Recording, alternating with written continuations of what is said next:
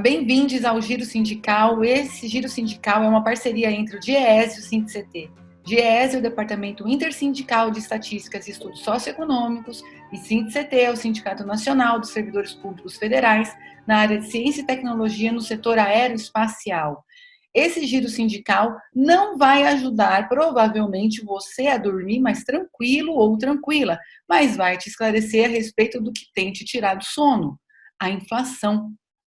E para conversar sobre isso, a gente tem aqui o Fausto Augusto Júnior, que é o diretor técnico do DIEESE e vai nos ajudar a entender, sobretudo do ponto de vista da classe trabalhadora, como tem sido esse processo inflacionário pelo qual estamos passando.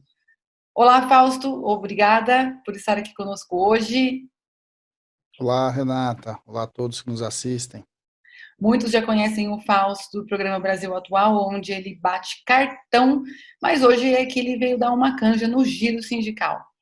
Fausto, a gente tem hoje uma situação no país onde a gente tem uma economia parada, um desemprego alto e uma inflação alta, que é a situação chamada pelos economistas de estagflação. Tudo parado e preços subindo, um cenário terrível. A inflação já supera os 10%, utilizando o IPCA, o índice oficial, ou o INPC, que é um índice muito utilizado nas campanhas salariais.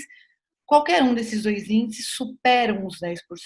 Itens como carnes, combustíveis, incluindo gás de cozinha, estão tirando o sono das pessoas.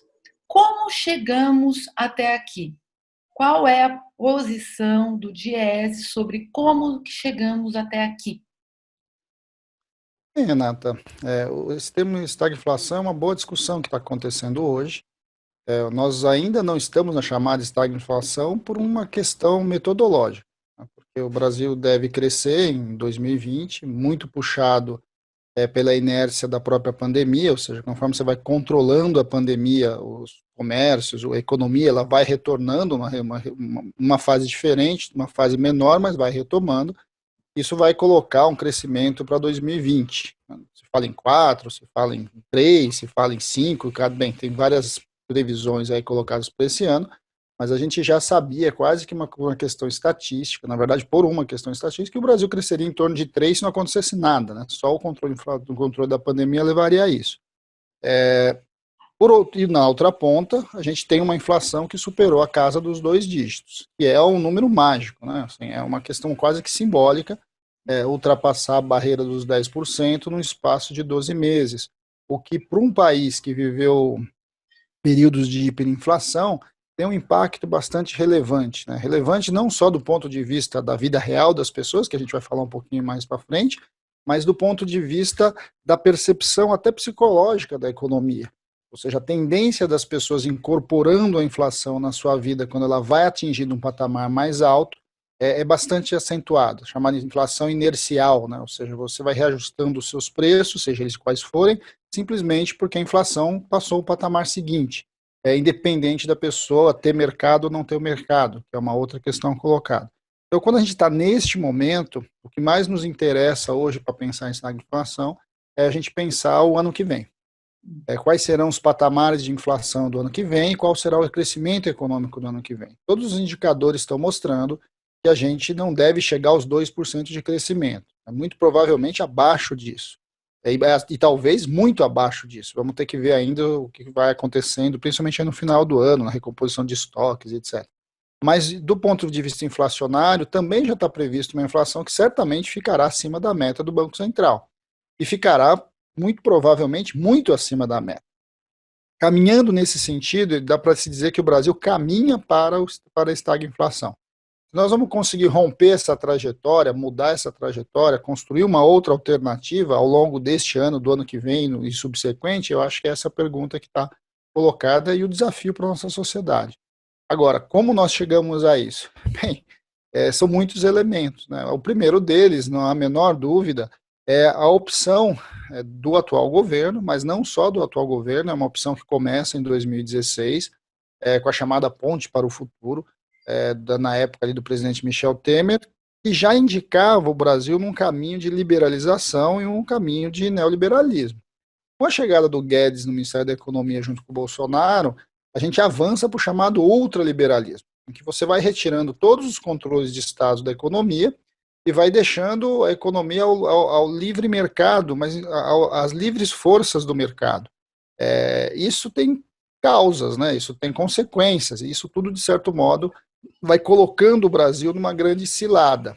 E no meio dessa cilada toda que a gente estava armando para a gente mesmo, tem uma pandemia que altera substancialmente toda a economia, e não só a economia, toda a sociedade, né? A pandemia, numa visão durkheimiana, Durkheim chamaria a pandemia de um fato social total, ou seja, de uma hora para outra, um evento altera todas as relações do ponto de vista global, e inevitavelmente está influenciando a economia também. Então, quando você junta tudo isso e coloca esse cenário que a gente viveu, que foi, de novo, né, agravado por uma visão do atual governo de negacionismo, né, de negação da própria pandemia, de descontrole da questão da pandemia, de não se preparar para lidar nem com a pandemia e muito menos com pós-pandemia, você simplesmente vai deixando essas forças de mercado operando ao seu bel prazer numa economia que caminha rapidamente para um processo de dolarização. Não é uma dolarização estrita, ou seja, nós não estamos com os nossos preços todos equilibrados ao dólar, referenciados ao dólar, mas preços estruturais da nossa economia estão dolarizados. E aí, inevitavelmente, o que a gente está assistindo é um processo de, num momento em que o dólar, as moedas se desvalorizaram no mundo, mas no Brasil o real se desvalorizou muito mais, é inevitável que isso impactasse a nossa economia. Então, se a gente for olhar quais preços que estão puxando, de certo modo, a economia, né, a inflação para cima, a gente vai ver que são os preços vinculados a commodities, no caso, principalmente combustíveis, de um lado, e aí a política de preços da Petrobras é fundamental, porque essa vinculação ao preço internacional, tanto do barril de petróleo como do dólar, colocou essa doideira que nós estamos vivendo do ponto de vista de combustíveis. Os combustíveis chegam a subir 4, 5 vezes dentro do próprio mês. Na outra ponta, você tem os preços das commodities agropecuárias também em alta. E aí a gente vai ver carne, óleo de soja, arroz, farinhas, né, farinha de trigo. A gente vai ver um conjunto de itens da cesta básica que vão se elevando a um patamar muito alto. E todos eles vinculados ao preço internacional. De um lado, ao preço internacional da mercadoria em dólar, e do outro ponto de vista, o preço mesmo da moeda, ou seja, a desvalorização do real. Tudo isso vai criando um caldeirão inflacionário, e sem nenhum tipo de regulação. Eu acho que isso é uma questão bastante importante. O atual governo, ele simplesmente foi desmontando todas as medidas e os mecanismos de regulação de preço no Brasil. E aí você tem o quê? Você tem um momento que globalmente é inflacionário, porque o retorno da pandemia coloca uma série de questões à cadeia de fornecimento no planeta, e de outro, você tem um país que simplesmente ele está meio que à deriva do ponto de vista econômico. Você está deixando o mercado agir sem nenhum tipo de regulação. E aí nós estamos vivendo o que nós estamos vivendo, uma inflação que rompe a casa dos 10% e um crescimento pífio, né? Na verdade, que é o mais grave. Nós não estamos com demanda suficiente para explicar a inflação que a gente tem. Fausto, você fez um cenário aí muito amplo, colocou vários elementos que ajudam a entender por que nós estamos no patamar inflacionário em que estamos, e também já foi apontando algumas coisas com relação ao governo e, eventualmente, algumas saídas. Eu queria que a gente focasse um pouquinho num tema que é o tema da pandemia. A pandemia, do ponto de vista de membros do governo, inclusive do chefe do executivo, ela tem uma causalidade grande sobre o nosso momento econômico, mas por conta das medidas de controle da pandemia, por ter ficado em casa, tem uma disputa sobre isso que não cessa, né? Mesmo diante do momento que a gente já tem hoje com vacina e a gente voltando a um novo normal. Mas me parece que o fato da pandemia atingir o patamar inflacionário não está relacionado aos argumentos como esses usados pelo governo. Como que efetivamente ou precisamente a pandemia está relacionada à inflação? Então, a pandemia mexeu nos mercados globais. Isso é um fato. Ou seja, as cadeias de fornecimento foram afetadas. O mundo é um mundo interligado.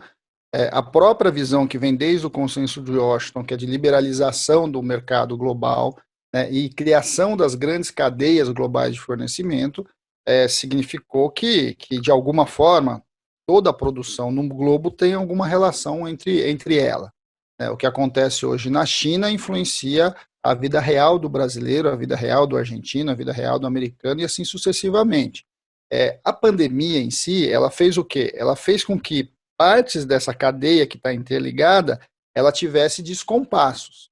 Por quê? Porque, enfim, você teve uma pandemia, chegou, algumas cidades, vamos lembrar que a pandemia começa ali, né, o grande ápice da pandemia inicial foi na China, a China é um fornecedor bastante importante na cadeia global, e aí quando isso acontece, o que aconteceu? Você teve as medidas restritivas, você teve paralisação de produção em várias partes do mundo. Essa paralisação de produção em várias partes do mundo foi criando ali degraus, né, bloqueios dentro da própria cadeia de fornecimento. Isso impactou a produção no mundo. Né, isso impactou. E em momentos diferentes, né, tanto do ponto de vista da agroindústria, atuando do ponto de vista da indústria em geral, quanto de vista das cadeias do serviço. A questão é, como é que cada país reagiu a isso? Eu acho que essa é uma pergunta bastante importante. Se você simplesmente deixasse o mercado liberado, como aconteceu aqui no Brasil, simplesmente você vai pagar todos os preços de todos os soluços que estão acontecendo no mundo. Como a gente diz lá fora, né? Quer dizer, um espirro na China vira uma pneumonia no Brasil. Essa foi a escolha do atual governo. Outros governos tiveram outras escolhas, em que você atenua esse processo para você minimamente regular como é que vai ser essas interferências vão chegar na realidade das pessoas, do cidadão.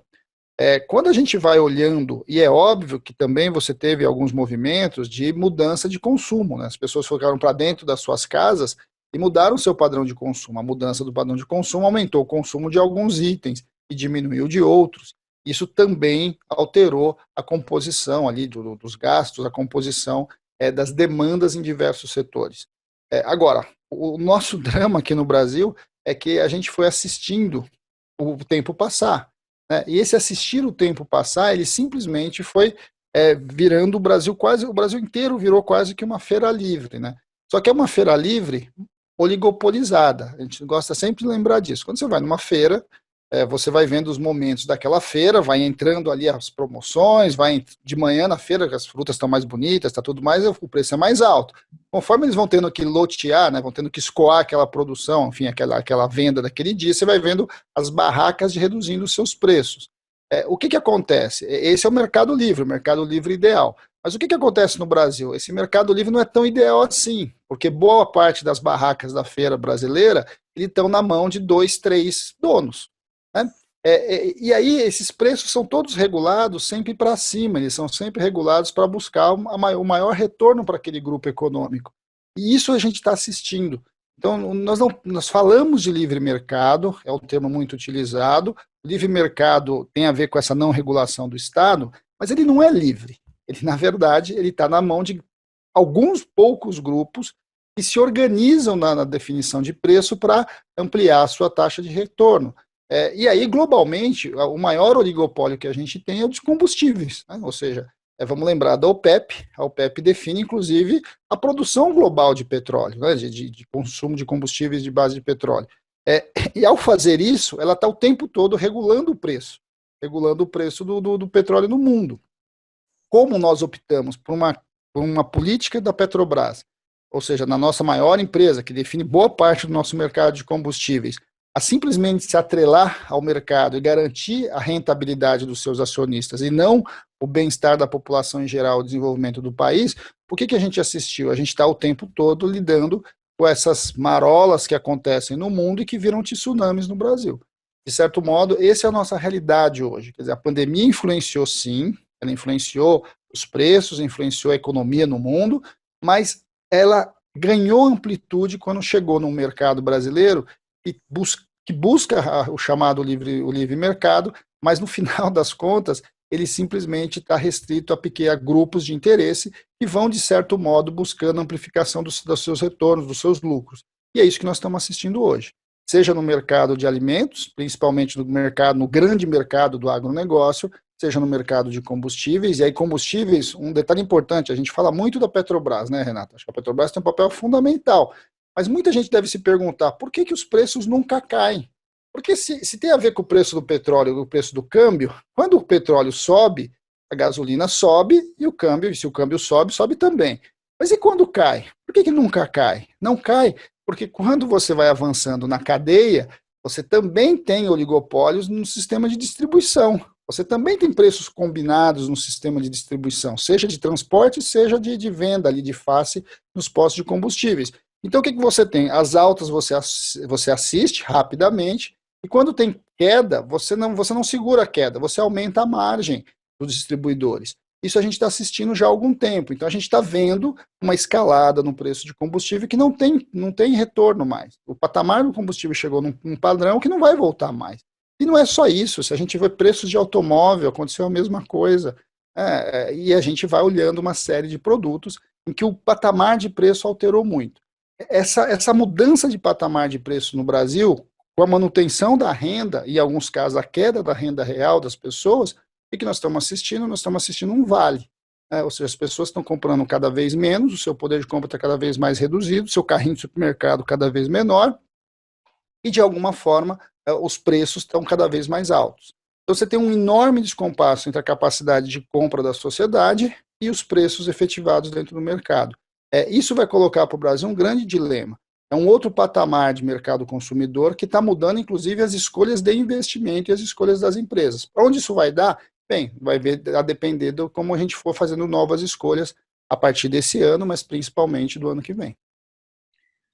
Ainda com relação às medidas domésticas que cada país tomou frente à pandemia, no Brasil, a exemplo de muitos outros, a gente teve aí, ou a exemplo da maioria deles, pelo menos, a gente teve o fornecimento do auxílio emergencial.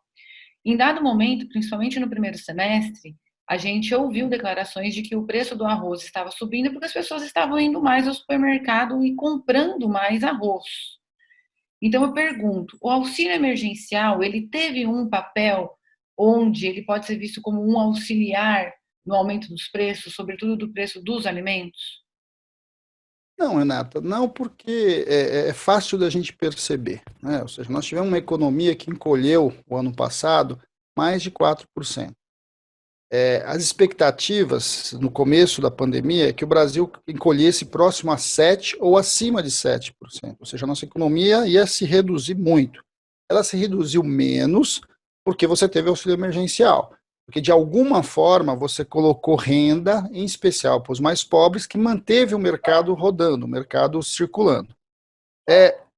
Se você não tivesse o auxílio emergencial, você teria uma economia que tinha entrado num buraco muito mais fundo.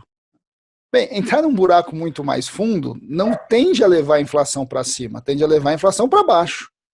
Ou seja, as pessoas, de certo modo, mantiveram o seu mínimo. Nós não estamos falando em elevação de consumo, nós estamos falando em manutenção da cesta básica, a grande maior parte dos casos. Estamos falando de auxílio emergencial que ficou em torno de R$ 600 e depois foi reduzido para metade e depois para menos da metade.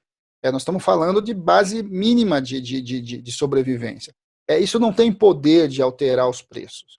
O que a gente assistiu aí são outros fenômenos. Nós assistimos a alguns fenômenos bastante importantes quando a gente vai olhar alimentos. Nós tivemos, de um lado, sim, uma mudança de perfil de consumo da população em geral.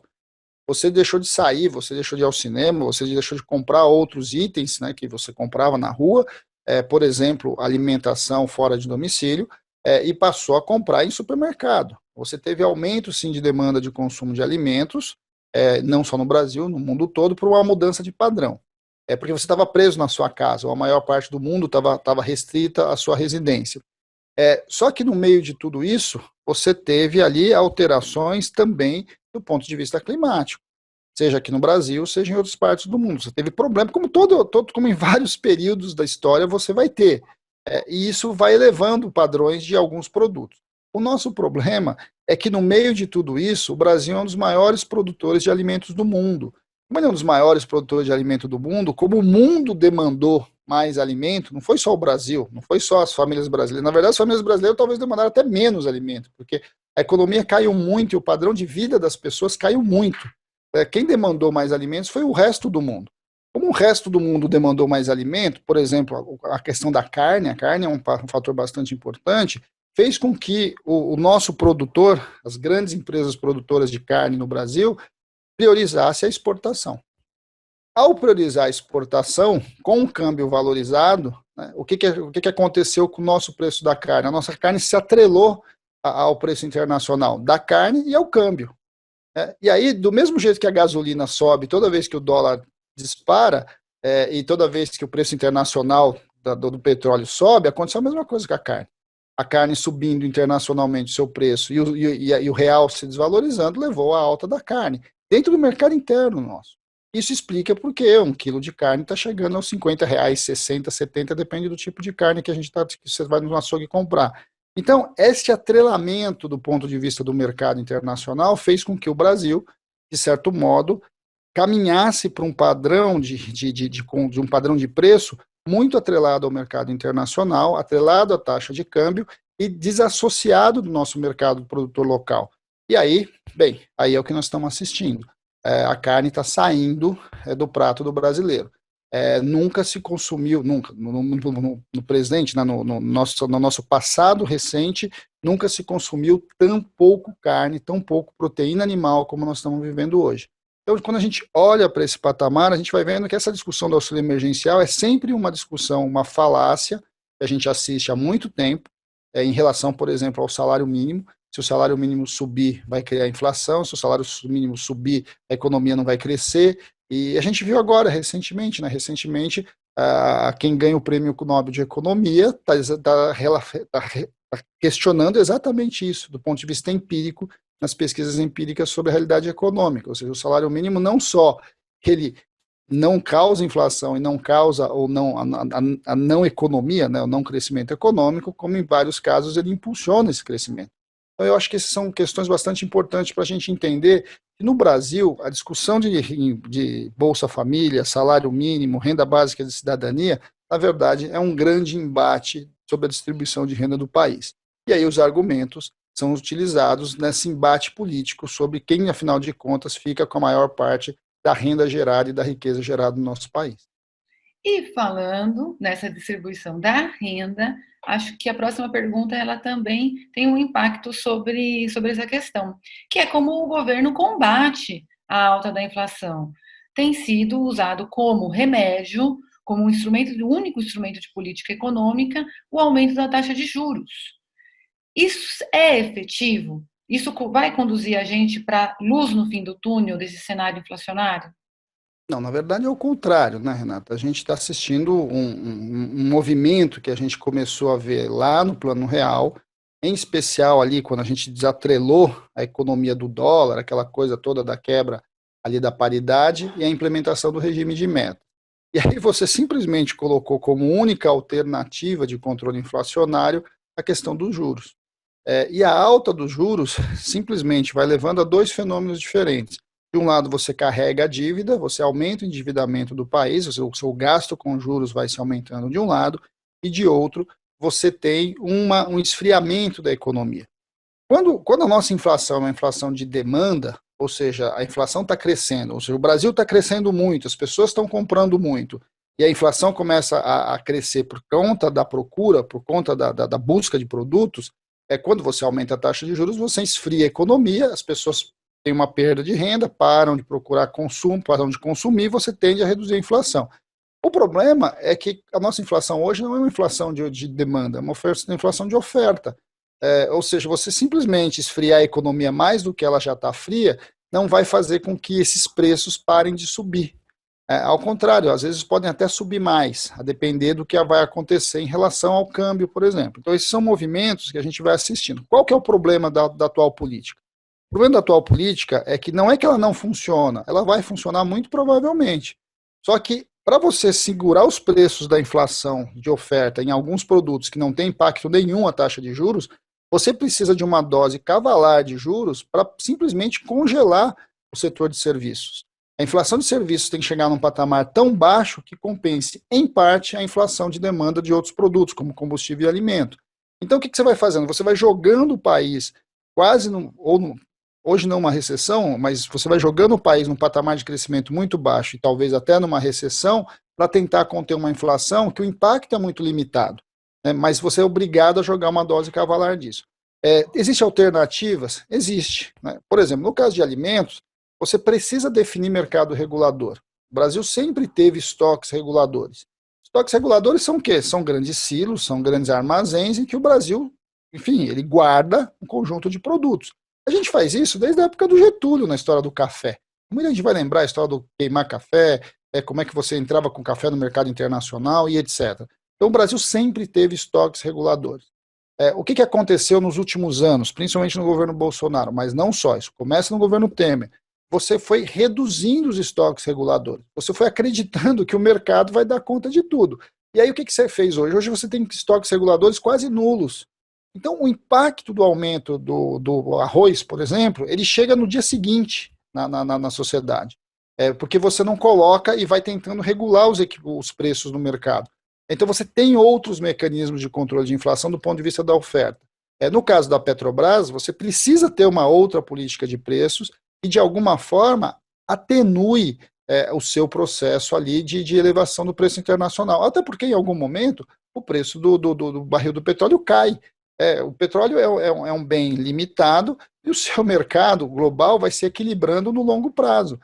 Só que se você deixa os choques impactarem a gente aqui, você tem o que nós estamos assistindo hoje. Então, quando a gente olha para esse cenário todo, você tem um único remédio, é como se você estivesse usando remédio para pneumonia, se você tem uma crise de rim, né? Uma crise ali de uma pedra no rim. O remédio pode até te ajudar em alguma outra coisa, mas não vai resolver o seu problema. E é isso que nós estamos vivendo hoje. Então o impacto é muito grande e o custo é muito alto. O custo é muito alto porque, de alguma forma, você vai tendo que deslocar parte significativa do fundo público, ou seja, do nosso orçamento, para custear a elevação desses juros. E isso impacta diretamente no poder, no setor público, né? Impacta diretamente os serviços que o Estado dispõe para a população. Sim, só para citar aqui alguns preços, como eles se comportaram nos últimos 12 meses, a gente tem o conjunto do item carnes, que são várias carnes, 24% arredondando, o músculo, 29,5%, a costela, 27,5%, o frango inteiro, 28,8%, os ovos, 17,8%, o óleo de soja, 32,24%, combustível, esse grupo que você citou tantas vezes aqui para gente, 41,35%, dentre esse grupo, a gasolina, 39,07%, o botijão de gás, 34,5%, e a energia elétrica residencial, 28%. Esses são os números medidos pelo INPC para os últimos 12 meses. Tem luz no fim desse túnel inflacionário, Fausto? Bem, nós esperamos que sim. São dois movimentos diferentes. Primeiro, que o cenário global, em algum momento, tende a se equilibrar, o que deve colocar uma série de questões para a gente. A outra questão é como a gente vai operar, principalmente a partir do ano que vem. Eu acho que nós temos um enorme debate ao longo do ano que vem sobre a política econômica deste governo, não acredito que mude, mas num próximo governo certamente deve ter alterações bastante importantes. Este eu acho que é o nosso grande desafio. Como que nós vamos atravessar 2022? 2022 é um ano de eleição, um ano que a gente vai ter bastante instabilidade do ponto de vista político e inevitavelmente do ponto de vista econômico, que vai muito provavelmente não necessariamente trazer boas coisas, porque cenários de instabilidade levam a redução de investimento, levam a, por exemplo, ampliação de preço, aumento de preços quase que quase por gravidade, né? Ou seja, o sujeito fica com medo, então ele aumenta o preço. Essa questão da inflação psicológica é algo que ainda a gente vai assistir muito provavelmente no ano que vem. O ano que vem é um ano pós-pandemia, nós não sabemos de fato o que é essa tal pós-pandemia. Isso vai influenciar muita coisa, porque muito provavelmente abrir um comércio, como a gente está assistindo agora, a reabertura do comércio, é algo muito rápido. Mas abrir empresas, abrir fábrica, abrir empresas maiores, de tantas que quebraram ao longo da pandemia, é algo muito mais lento. E sem nenhum tipo de auxílio estatal hoje. O que a gente vai assistir? A gente vai assistir novos desequilíbrios, e aí desequilíbrios muito provavelmente no próprio mercado interno, produções internas. Nós já estamos vendo dificuldades, por exemplo, na agricultura familiar. A agricultura familiar é quem garante a maior parte dos produtos que a gente compra na nossa mesa, né? Todo o hortifruti grande, boa parte das frutas, boa parte dos bens não commodities, né, não voltados para exportação, estão na agricultura familiar. A agricultura familiar está com muita dificuldade, está com uma dificuldade climática, por conta da estiagem, mas o impacto desse problema climático, ele vai se desdobrando do ponto de vista econômico. Como você não tem apoio do Estado, muito provavelmente a gente vai ter dificuldades com a agricultura familiar no ano que vem. Então a gente vai assistir um cenário bastante conturbado. Cenário bastante conturbado tende a ser inflacionário. Agora, a economia pode chegar a um patamar tão ruim de crescimento que você tem limites também para subir o preço. Né? Você tem limites para a sociedade conseguir consumo. Né? Então, você pode segurar o preço aí em patamares um pouco menores. Ou seja, do ponto de vista do nosso futuro, o futuro não é bom para o ano que vem. Nós precisamos reavaliar boa parte das escolhas que foram feitas e, a partir disso, fazer um novo debate a partir do governo que foi escolhido para tocar o nosso país a partir de 2023. No cenário que nós estamos, nós vamos viver o que nós estamos vivendo agora. Antes de mais nada, um cenário de carestia. Agora, o que nos preocupa muito, Renata, é que os padrões de consumo estão se alterando e os padrões das escolhas dos investidores, das empresas, também estão se alterando. O que está acontecendo no mercado consumidor brasileiro? O mercado brasileiro está caminhando para o que nós chamamos do mercado de 30%. O que é isso? Todos os produtores, importadores, vão se voltando para um mercado de uma parcela pequena da nossa população, que tem uma renda maior, tem capacidade de absorver altas de preço e consome padrão internacional. Isso é algo bastante antigo na nossa economia.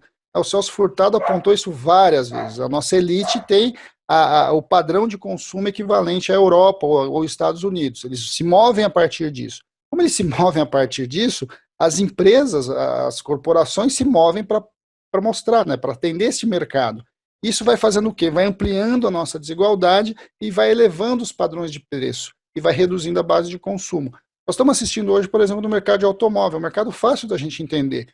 Não existe mais automóveis populares no Brasil. Se extinguiu essa categoria. Nós estamos caminhando cada vez mais para automóveis grandes, né, automóveis de luxo. O exemplo melhor disso foi a saída da Ford no Brasil. A Ford optou por sair, fechar suas fábricas no Brasil, que vendiam essencialmente carros populares, para importar carros de luxo. E tem tido uma taxa de retorno maior do que vendendo pouco, mas vendendo com um padrão muito alto de preço, vis-à-vis vender muito com preço muito menor. Um carro hoje no Brasil não é vendido a menos de 50 mil reais. E aí você se pergunta, qual trabalhador tem 50 mil reais hoje disponível para poder comprar um carro popular? Então você vai vendo mudanças de padrão. Mas o carro é simbólico, porque os valores são muito grandes, mas isso está acontecendo em roupas, está acontecendo no próprio mercado de alimentos. A gente está assistindo essa reorganização do mercado. Isso é muito pesado, muito complicado para o Brasil. Isso pode levar a problemas estruturais que a nossa economia já viveu, como, por exemplo, nosso problema de balança de pagamentos. A gente começa a viver com bens importados, cada vez mais altos, que vão desequilibrando a nossa conta internacional. Isso pode levar o Brasil num processo de crise estrutural de longo prazo. A gente assistiu isso. Isso foi a grande crise dos anos 80 no Brasil. E a depender de como a gente vai operar a partir do ano que vem, esse é um cenário possível, que é algo bastante grave, né, porque isso significa um empobrecimento cada vez maior da população e uma concentração de renda num dos países que é o país mais desigual, um dos países mais desiguais do mundo. A diferença entre os que muito ganham, os que muito têm, os que nada têm. Isso vem ampliando, esse fosso vem crescendo. E, de alguma forma, eu acho que essa é a grande discussão do próximo período. Como é que nós vamos tratar a renda e a distribuição de renda no Brasil? Você colocou bem, né, Fausto? A inflação ela é uma questão estrutural no nosso país também, né? Além das nossas questões conjunturais, a gente tem uma herança estrutural pesada para lidar. O que vai se recolocar também, como você disse, o ano que vem. E agora, caminhando aqui para o nosso encerramento, queria fazer mais uma última pergunta, que é sobre o DIEESE assessorar centenas de negociações em todo o país e, com certeza, está observando como que os trabalhadores estão lidando, quais são as estratégias que os trabalhadores estão adotando dentro dessas negociações coletivas que corrigem os seus salários, que vão repor o seu poder de compra ou não, como isso tem se dado? É possível já tecer algumas considerações sobre esse tema? Bem, o ano é um ano. Esse ano é um ano complexo, né? Porque ele é uma mistura de pandemia e pós-pandemia, né? As negociações estão muito difíceis. A maior parte das negociações não estão sequer repondo a inflação. Patamares muito altos de inflação também levam a dificuldade de reposição de inflação. Agora, o cenário sindical é um cenário bastante complexo ainda. O movimento sindical ainda está lidando com as mudanças da reforma trabalhista de 2017, e entre elas a gente tem o enfraquecimento do financiamento sindical, mas também tem o enfraquecimento da negociação coletiva. É bom dizer que talvez um dos principais elementos da reforma trabalhista foi a implementação das negociações individuais. Elas tiram força do movimento sindical coletivo, né, dos sindicatos, e impõem uma relação quase que não dá nem para chamar isso de negociação, mas de imposição das empresas para com os trabalhadores. Isso a gente assistiu bastante agora na discussão de redução de jornada e redução de salário aí nos programas de enfrentamento à crise.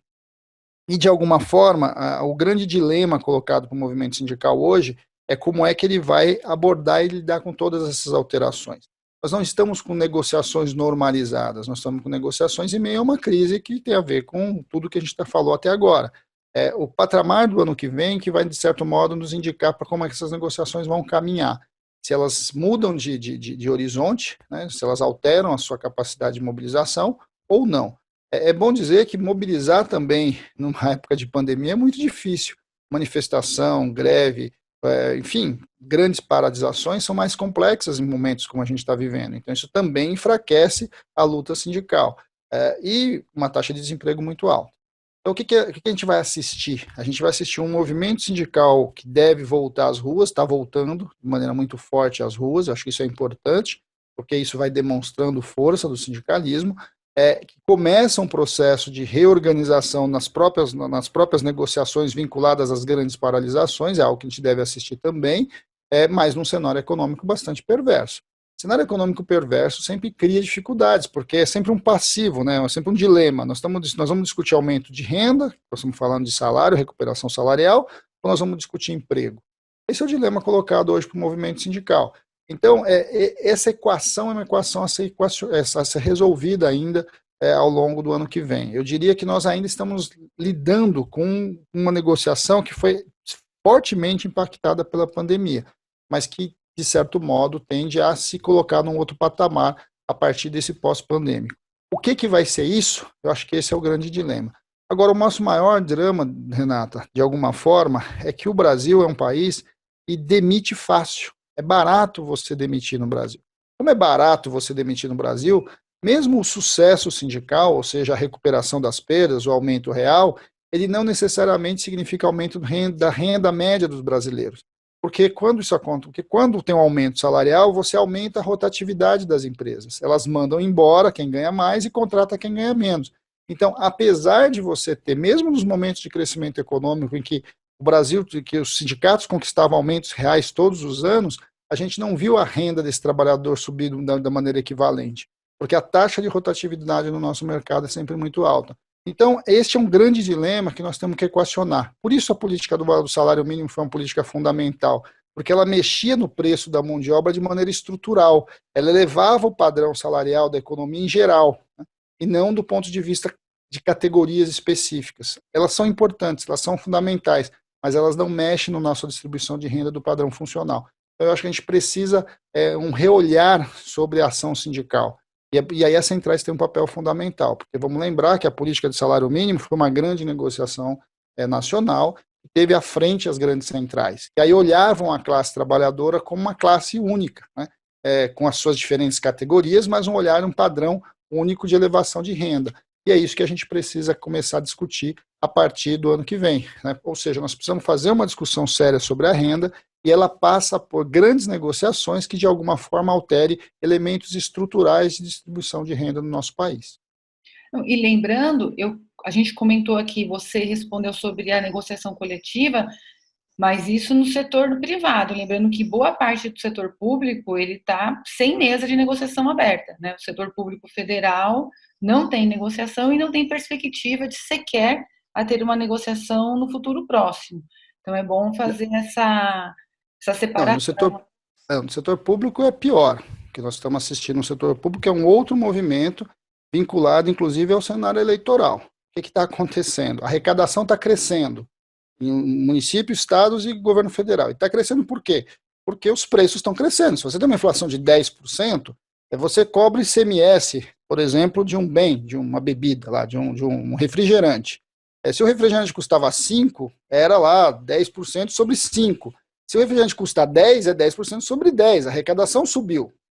Como você não repassa o aumento para os salários, que significa, em média, de 40% a 50% do custo do Estado, o que está acontecendo? Está sobrando recurso em orçamento. Está sobrando recurso em orçamento para eles se utilizarem de outras formas que, de algum meio, vai influenciar a eleição do ano que vem. Então, no caso do servidor público, o que nós estamos assistindo é um processo de congelamento de salário, na maior parte dos casos, e mudança do padrão de percentual de gasto com funcionalismo público. Você congela os salários e a inflação aumenta o orçamento. Os outros preços continuam aumentando. O Estado tem que comprar coisas para tudo quanto é lado, né? Ele tem que comprar vários itens. Mas quase metade do orçamento está congelado do ponto de vista de gasto. Então você tem sobras de orçamento. Então é interessante a gente olhar isso, porque há um discurso bastante equivocado, ou para não dizer bastante irreal, né, do ponto de vista da técnica, né, do ponto de vista do olhar um pouco mais apurado, e o que nós estamos assistindo hoje não é uma crise fiscal. O Brasil não vive uma crise fiscal, na maior parte dos estados e municípios. Ao contrário, né, a economia está voltando, o orçamento está crescendo, a inflação está ampliando o orçamento, e os gastos estão congelados do ponto de vista de salário. Então, o que você tem hoje? Você tem, inclusive, sobras orçamentárias. E, ao mesmo tempo, essa sobra, agora, a pergunta que se faz é para onde está indo essas sobras orçamentárias? Do ponto de vista do governo federal, a gente sabe, a elevação de juros está comendo boa parte disso. E aí você, o tempo todo, diz que o problema é fiscal e por isso você tem que fazer uma reforma administrativa. Quando, na verdade, o problema é uma recondução do fundo público do serviço social, dos nossos direitos sociais, redirecionando para a conta de juros. É isso que está acontecendo agora. E aí a gente vai vendo o que a gente vai vendo. Então, do ponto de vista do trabalhador do setor público, é muito pior. Você está tendo redução real de salário, porque não está tendo o repasse inflacionário, você está tendo aumento, inclusive, redução real, inclusive a absoluta, né? Nós estamos com aumentos aí dos limites das contribuições previdenciárias, nós estamos assistindo redução de salário de servidor, vis-à-vis uma economia que deveria caminhar em outro sentido. É isso. Obrigada, Fausto, pelo seu tempo, pelos seus vários esclarecimentos, por trazer mais uma vez aqui o DIEESE, a contribuição que ele faz para os trabalhadores e para toda a sociedade. Eu queria te agradecer e até uma próxima. Até uma próxima, Renata. Nós que agradecemos a possibilidade de conversar aqui com vocês e esperamos ali, né, que esse seja um espaço bem interessante para a gente poder aprofundar mais os temas como a gente fez hoje. Acho que esse é um movimento bastante importante. Nós precisamos levar para o conjunto dos trabalhadores uma discussão diferente da grande mídia e que, de alguma forma, possa ajudar a entender o que está acontecendo no cotidiano de cada um de nós, em especial da classe trabalhadora. É isso. Obrigada. É um espaço, continuará sendo. Seguimos. Tchau, tchau, gente. Tchau, tchau.